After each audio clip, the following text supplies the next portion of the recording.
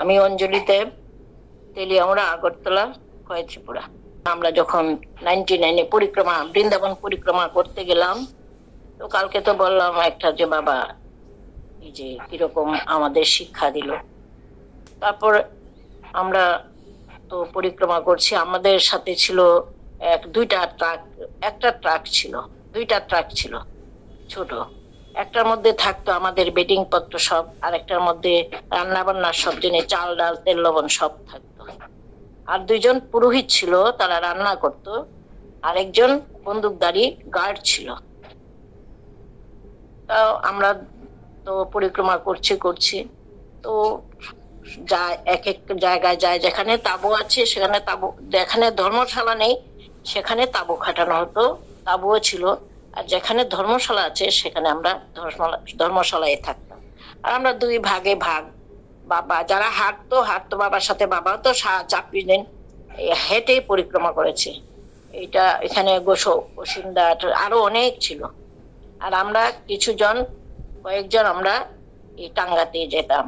তারপরে বাবা বলেছিল তোমরা যারা যারা টাঙ্গায় যাবে তোরা তো আগে যাবে, গিয়ে তোমরা রান্না বান্না সবজি বানাবে, কীর্তন করবে।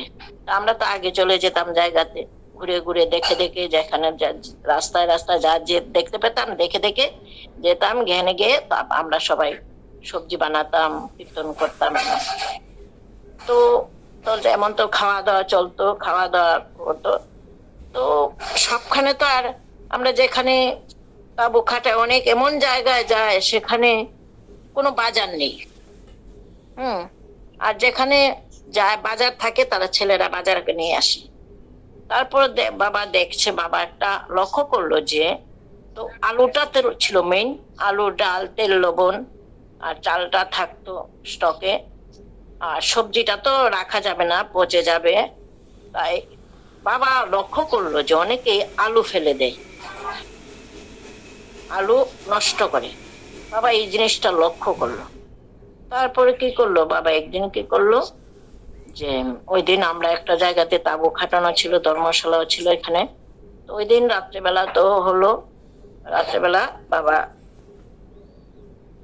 খিচুড়ি আর আলু ভাজা করলো। এটা কেউ জানে না, চলালো সবাইকে দিয়ে। তো বাবা আমাকে বললো, অঞ্জলি মা যাও, গিয়ে বললো যারা আলু খায় না তারা একদিকে বসবে, আর যারা আলু খায় তারা একদিকে বসবে। আর বাবা তো ঠায় দরজার মধ্যে 2 হাত কোমরে দিয়ে দাঁড়িয়ে আছে।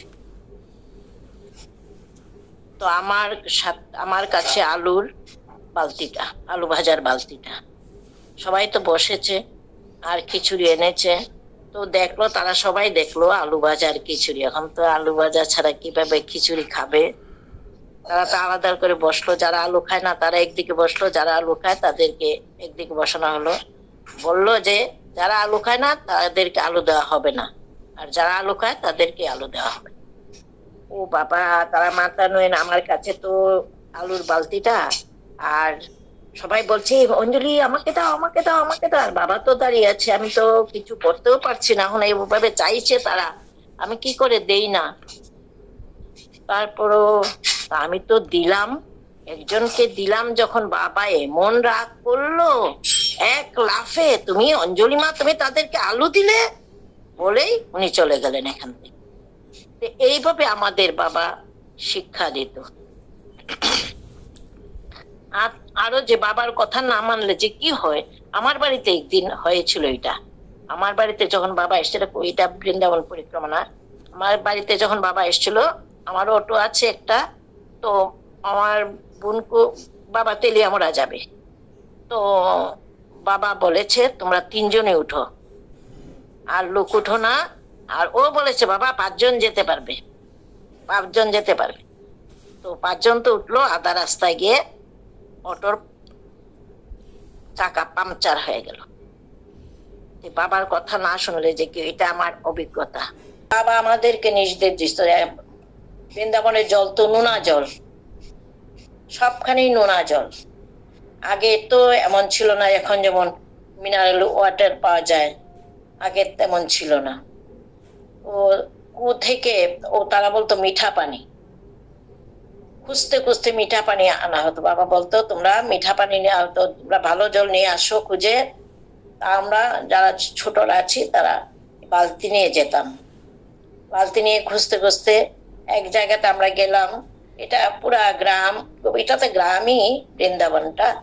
আর তারা তো কৃষি কাজ করে, তারা আমরা জানি না এখানে যে তারা মানে সারাদিন থাকে কৃষি কাজ করে, আর সন্ধ্যার সময় ভোরবেলা আসে, সারাদিন কাজ করে সন্ধ্যার সময় তারা চলে যায়। আমরা তো বালতি নিয়ে মিঠা পানি খুঁজতে খুঁজতে গেলাম, গিয়ে তো অনেক দূর। তারপরে তারা একটা ঘর দেখে আমরা ওই জায়গাতে একটু বসলাম। ওরা কি করলো, তারা এত ভক্ত, তারা কি করলো আমাদেরকে দেখেই তারা সবজি তুলতে আরম্ভ করলো। সবজি তুলছে তারা, আমরা বসে আছি। আমরা তখন উঠে যাচ্ছি, না না আপনারা বসুন বসুন, তাদের ভাষায় বলে বসুন, আপনারা খেয়ে যাবেন, খেয়ে যান, রুটি সবজি খেয়ে যাবেন। তখন আমরা বললাম না না আমাদের সময় নেই, আমরা চলে যাই, আমরা মিঠা পানির জন্য খুঁজতে বেরিয়েছি। তো তখন ও বললো যে আরেকটু সামনে যান পাবেন। তো আমরা গেলাম, গিয়ে কুয়ো থেকে জল নিয়ে আসলাম। এসে বাবাকে বললাম, বাবা এমন এমন তারা আমাদেরকে বললো খেয়ে যেতে। ওই খেয়ে আসলে না কেন, যাও যাও যাও আবার যাও। তা আমরা জল টল নিয়ে, তখন বিকেল বেলা হয়ে গেছে, জল টল নিয়ে রেখে আমরা আবার গেলাম। গিয়ে দেখি তারা কেউ নেই, মানে তারা চলে গেছে। এইরকম পরিবেশে আমরা থেকেছি। তারপরে জল খুঁজে খুঁজে বের করে খেয়েছি। আগের দিনও তো এমন মিনারেল ওয়াটার পাওয়া যেত না, কিচ্ছু পাওয়া যেত না। এমন আরেকবার আমরা যখন আরেকখানে গেলাম, গেলাম যখন না, তখন একটা জায়গাতে, ওইটা যমুনার পার, এটাকে বলে চিরঘাট। এই চিরঘাটে আমরা গেলাম, তখন এমন তাবু খাটালো, তাবু পুরো খাটাতে পারেনি। এমন সময় এমন বালুর ঝড় এলো, ওরে বাবারে, শুধু বালু আর বালু, বৃষ্টির মতন বালুর ঝড়। আমরা কি করব, কোথায় যাব, দৌড়ে দৌড়ে দৌড়ে দৌড়ে যেতে যেতে অনেক দূরে একটা মন্দির, সেখানে গিয়ে উঠলাম। তখন বাবা কি করলো, যে দেখে যে এখানে তো এই যমুনার পাড়ে তো আর থাকা যাবে না, তখন ওই ধর্মশালাতে কি করলো, বাবা আমাদের জন্য রুম রাখলো। ওরে বাবা, আমরা গেলাম, আমাদেরকে ওরা ওই যে পীতাম্বর বাবার যে তারা আছে, তারা আমাকে ঢুকতেই দেয় না, না না এটা আমরা জায়গা, আমরা জায়গা। তখন বাবা আসলো, বাবা এসে বলল এটা তোমাদের জায়গা নয়, এটা তো আমি রেখেছি, ওরা থাকবে। তারপরে আমরা এখানে থেকে গেলাম।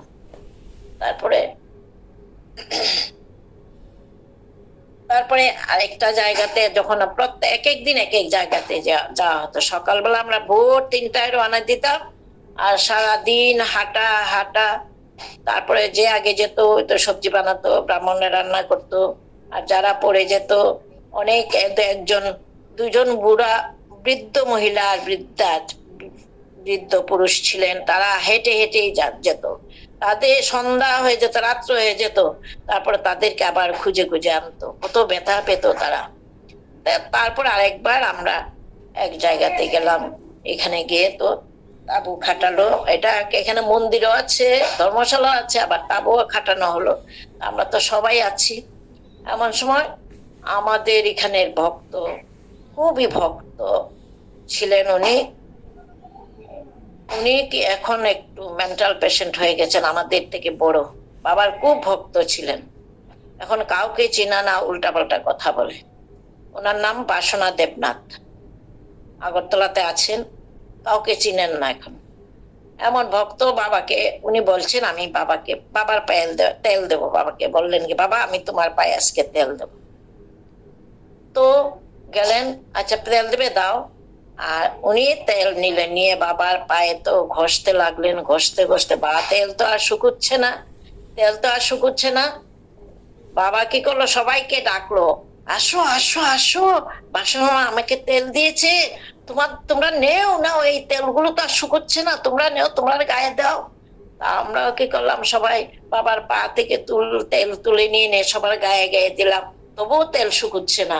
এটা বাবার লীলা, এটা একটা লীলা যে দেখো তুমি তেল দিতে চেয়েছো, তোমার তেল দেওয়া হয়ে গেল, এইটাই বাবার লীলা। আজকে তুই থাক,